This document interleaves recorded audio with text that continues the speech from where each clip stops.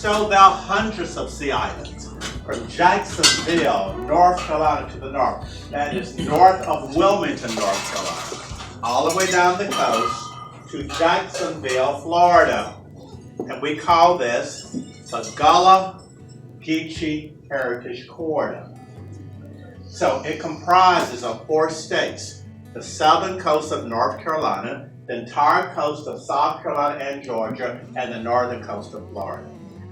Now, in the Charleston area, there are over 20 sea islands, but only 5 of them are known as Gullah Islands: James, Johns, Wadmalaw, Edisto, and Young's Islands. And James Island is the one that was depicted in the movie Glory. The origin of the word Gullah came from the word Angola. The origin of Geechee came from an African tribe known as the Geechee tribe. Both words, Gullah and Geechee, are used interchangeably. Some might say, I'm speaking Gullah talk, I'm speaking Geechee talk. Gullah then is also the African traditions, beliefs, folklore, our diet ways, our family ties, our religious beliefs. The city was settled by the English early April of 1670. 2 years later, 1672, the first slave ship arrived. It arrived on Sullivan's Island. 15 different varieties of field peas. We cook them in water, a lot of salt. We used to use fatback.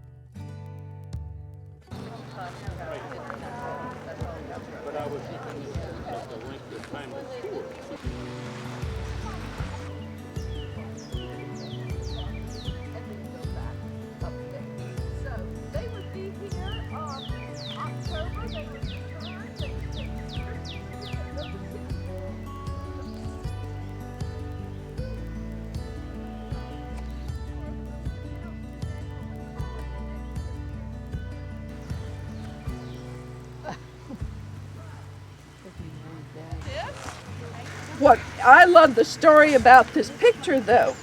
One of the descendants of Henry, the original Henry, married an Italian countess in the early 1800s, around 1840. She sits on the greensboard here and she sketches. So this is actually what it looked like.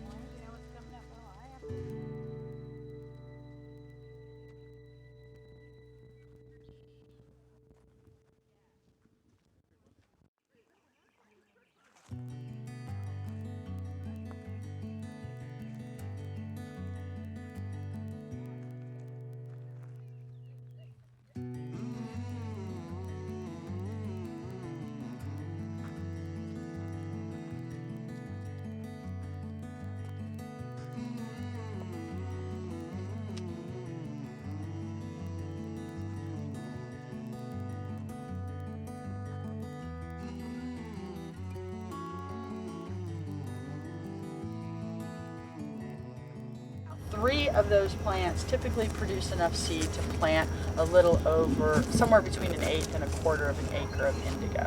We used cochineal, onion skin, Spanish moss, a couple of different types of bark, and indigo. All of this yarn is from our sheep. So we do sheep shearing the first Saturday of every May. So you have are you a South Carolinian by? I am not. I actually grew up in Michigan. My husband was in the Navy for 26 years, and when he retired from the Navy, his new job brought us here. So.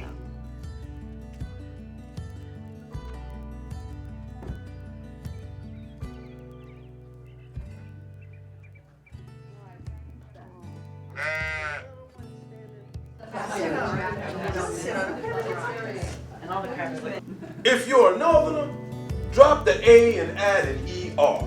Fanner basket. Okay?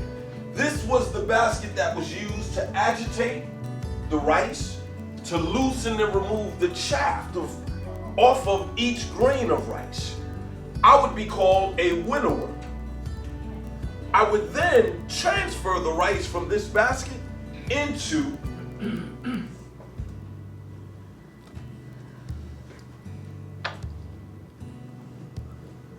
a work basket like this. Does anyone know what you're looking at? What you're looking at is what I call America's first Tupperware. Okay. Sweetgrass baskets originated in West Africa and was used as a work tool originally with one crop. Of course, rice was that crop.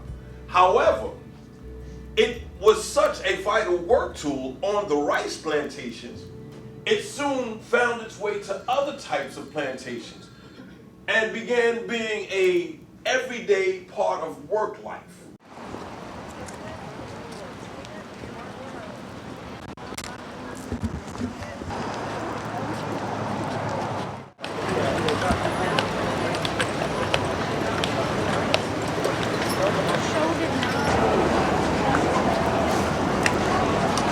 You're welcome to try it on. Hold it over from the top.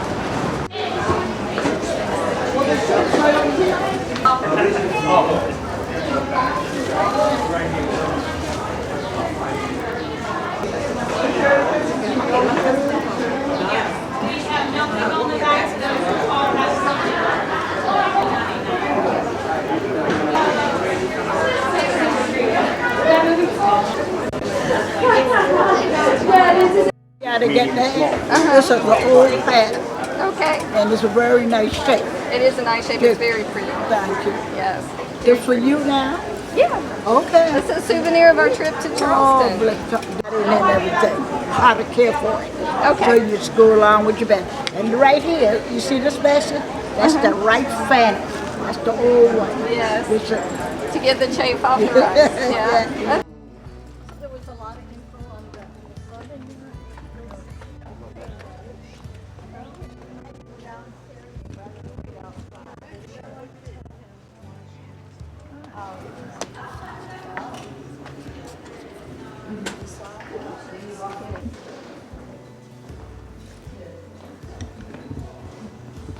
During the Civil War, this house was given to General Beauregard as his headquarters because all of the bombardments from and the cannonballs. So this is a very grand house, and as I mentioned, they did a lot of entertaining here. This is what makes this house different from many others because the things in the house belong to the people that lived here. And in 1858, they told their nephew, he had just married a grand tour in 1858, and they're going all over Italy, all over, and they brought all of these things on their grand tour in 1858 and had them shipped back. This is the lady of the house, Harriet Loudon Aiken. Ship. This is an 1858 copy of Madonna on the chair of Raphael's. This is right here. It is a Romeo and Juliet, and that was just conserved lately. in Charleston, you're not going to see these big work yards anymore. Why? Well, people have decided to take the slave quarters and make them into housing and sell for about $1 million. This was state of the art. Remember, they were very proud of their cooks, had the very, very best, and it was a very status thing to be an enslaved person that was a cook, although your hours were hard. Your work was very hard. It was also a very brutal system. Maybe you were a nice owner, but you were still had enslaved people, and still it was a very, very difficult life for the enslaved people. Slavery, we all know it was a terrible, terrible system. Two of those. And you want to use the handrail that place. Want to wave it again.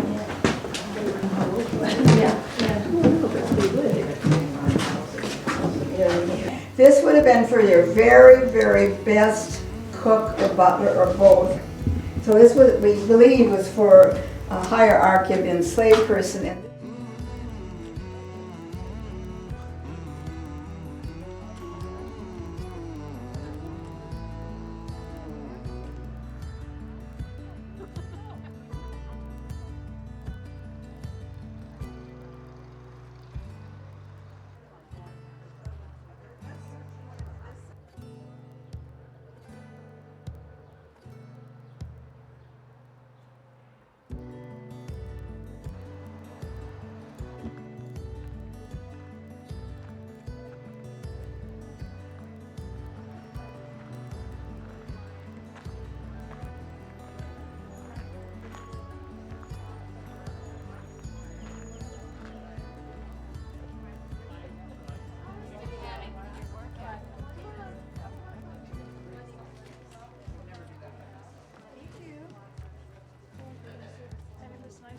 And then you'll have about 20 minutes to walk through.